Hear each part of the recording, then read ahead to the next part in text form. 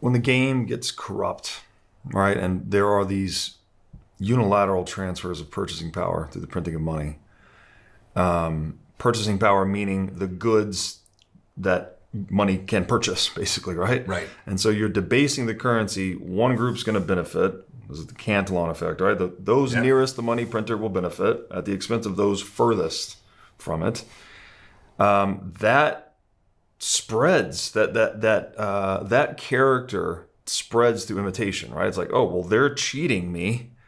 Well, what are you going to do in a game where someone's cheating, right? If we're sitting here playing poker, you know I'm fucking cheating or pulling an ace up my sleeve, like, you're either going to call me on my bullshit, you might beat me up, or you're going to try to out-cheat me, basically. Or you're going to walk away from the table and not or play walk the game. away from the table, yeah. Which, there's 7 million working age males in this country that have exited the workforce. They're not even... I was looking at this, that if we simply had the spirit of the law of unemployment, of the unemployment rate, which is to say, like, when these stats were first established, it was assumed that if you could work, you were either working or you were unemployed. The notion of, like, you're not working, you're a man, but we're not counting you, that didn't exist. That's new. So if we added in the 7 million 18 to 55-year-old men who are not looking for work, Right. our unemployment rate would be close to 10% right now. Right. Just with that change. Yeah. And one of the things going on is that is a lot of people. That is 4 to 5% of our working population saying, I'm out. Right. There's nothing for me. There's no jobs that are good for me. I'm being told I'm not needed. Yeah. I'm out. And this is where these metrics are illusory as well, right? So again, fake money, you get these fake metrics. Now it's no longer how many people are unemployed, but it's, what do they call them? Not even participating in the workforce, right? Yeah, it's like not. I forget the technical terms. Like, it's like the unemployment rate is, it's labor force participation. Labor force participation, basically. That's a faulty metric. There's also inflation, which you brought up. This metric, first of all, Mises would say it's impossible to quantify inflation because it's as subjective as valuation itself, right? Right. Your inflation coefficient is going to be based on the things you want to buy, and I'm going to have a different one based on a different set of things that I want to buy. The idea that we can even universally quantify this is bunk from the start. Yeah. But to take it a step further, the government, and again, this is a gauge that is intended to track price changes. If prices change too quickly and any particular item that's included in that basket, let's say food or energy, government redoes the fucking metric to exclude the thing. So let me say that one more time. The metric that's intended to track price changes, which is not possible in the first place, excludes items that have prices that change too quickly. So the government's constantly managing this number, and then everyone's pegged to this fake number, right? As you were saying, oh, wages have been keeping up with inflation, no problem. It's like, well, that's not true because inflation's being underreported.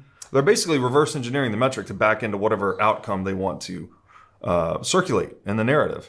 Well, and I've been meaning to look deeper at this. I think Larry Summers actually pointed this out pretty early in this recent inflationary spiral we've been in. I think the way housing is calculated changed somewhat recently, so that the inflation we have experienced and are still experiencing is way worse. It's much more like the 1970s than the numbers suggest, because they basically changed the way housing, which is a giant part of your cost of living, housing and rents are included in inflation. Right. So it's exactly what you're saying. They are always lying to us. Yes. I think the notion that the government can be relied on for standards, weights, and measures, that is false. For sure. We can't have it. They are liars. For sure. They're liars along every mention, whether it's food or money in the monetary system or healthcare and health decisions.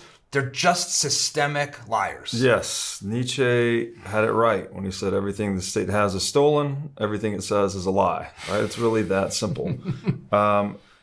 Further to that point that you brought up earlier too, that this unilateral transfer of purchasing power through the printing of money. I had an economist on yesterday, and he was saying that the home values around Washington, D.C.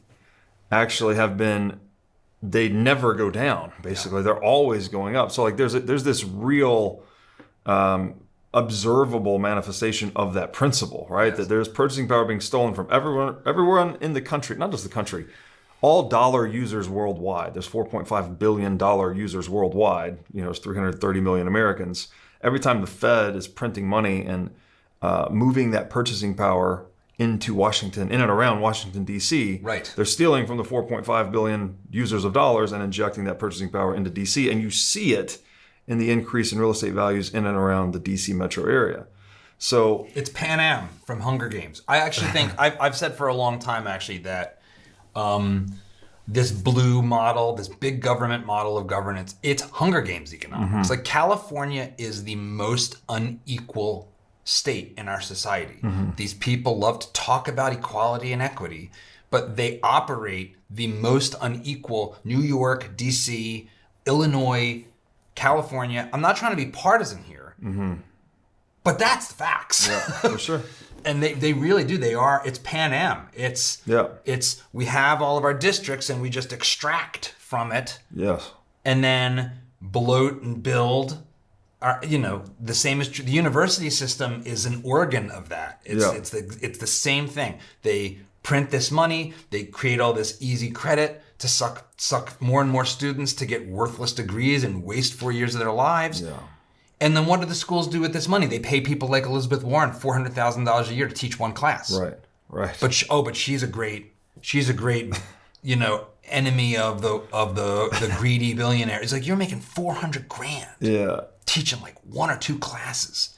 Give me a break. Yeah. No, it's absolutely absurd. And you showed me the Keynes Hayek rap video earlier, which again is great. Everyone should check out. But this is another very perverse problem with money printing, is that you get something like Keynesian economics as the mainstream paradigm in academia. And when you study Keynesian economics, it's basically this pseudoscience that justifies the printing of money. It basically just, when this happens, the government will pull this lever and print money. When this happens, the government will pull this lever and print money. All about central planning of money and controlling the interest rates. It's a very worn out metaphor too. Like it's an industrial age metaphor. They even call them like their policy tools, and they'll pull this lever and push that lever. As if human economics were some simple machine. You could just press a button and pull a lever and cause a thing to happen. It's like meteorologists can barely predict the weather, 3, 5, 7 days in advance. We can't predict what an individual human will do in any given circumstances. What in the world makes us think we can predict what 8.5 billion humans will do interacting in a complex economy? That's so perfectly put. Man, you understand this stuff really well. It's great. Or maybe we both misunderstand it the same way. It's true. Yeah, I think that, so let me give Keynes, I won't say credit, but I can't remember. One of the anti-Keynesian, one of the Austrian economists I was reading about when I was getting into these ideas, put it really well. It's like, everything that Keynes said that is correct wasn't unique to Keynes, and the things that are uniquely Keynesian are false. Incorrect. Yeah, agreed. And so what is he getting at? I think that is legitimate. I think what he got at that is legitimate. And I differ from some Austrian thinkers on this. There's a divide among Austrian style thinkers.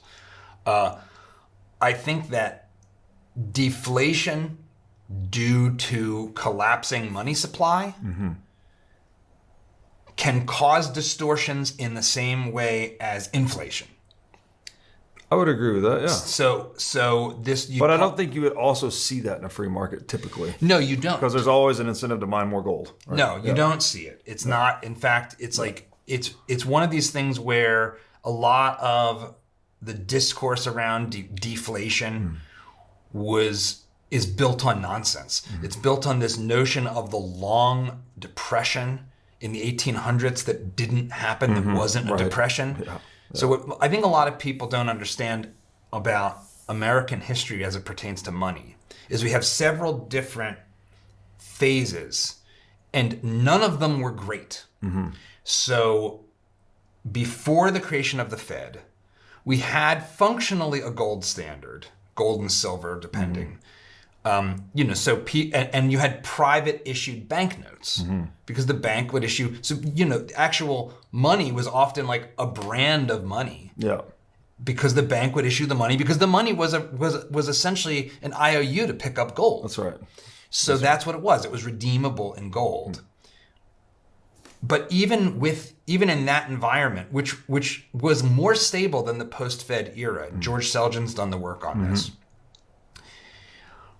prices went down slowly over time. You had companies able to issue 100-year bonds. Who in their right mind today would lend you money? What institution would lend another institution money and saying, you can pay me back over time for 100 years? Right. But there was such stability in the monetary system that was happening. Yeah. Those are gone. You wouldn't even have 30-year fixed rate mortgages today if it weren't for the government. That is a product that wouldn't exist. The problem is that we had the same kind of treatment of banks in the United States in that time, and straight through the Great Depression, right into the 90s, actually, as we have of car dealerships today. So you can't open like a car deal. You can't open competitive car dealerships in many states. I think maybe most within vicinity of each other. It's a super cartelized, legally monopolized system.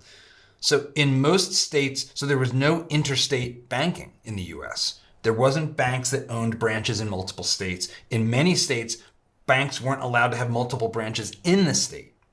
So what's the problem with that?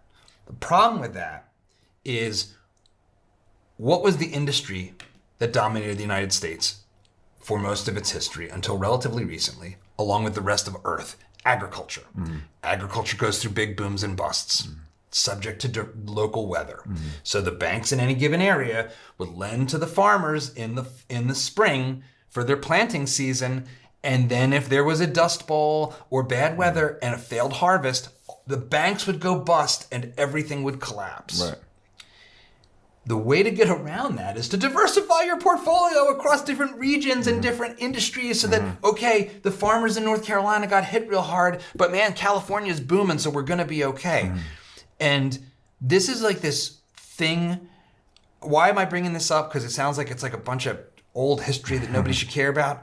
The reason I'm bringing it up is because the narrative in this country to this day that everyone believes, which is that without deposit insurance, without a central bank to bail out banks, that we would have crazy wildcat bank failures and everyone would be losing their savings all the time because look at the crash of 1906.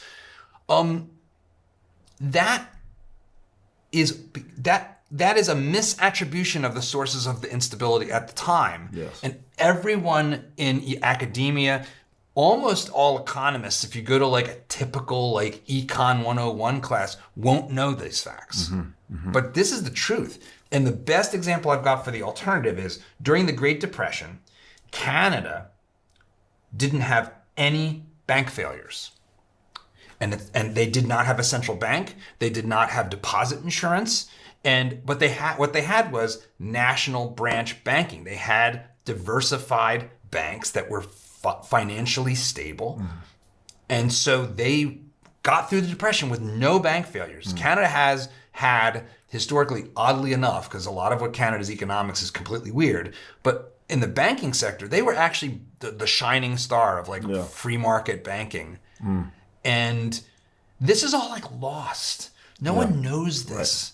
Right. And so we're always having conversations about policy based on nonsense, like corporate greed caused the Great Depression. It's like, this is, I don't even know how we can move forward until we understand the past, understand our history.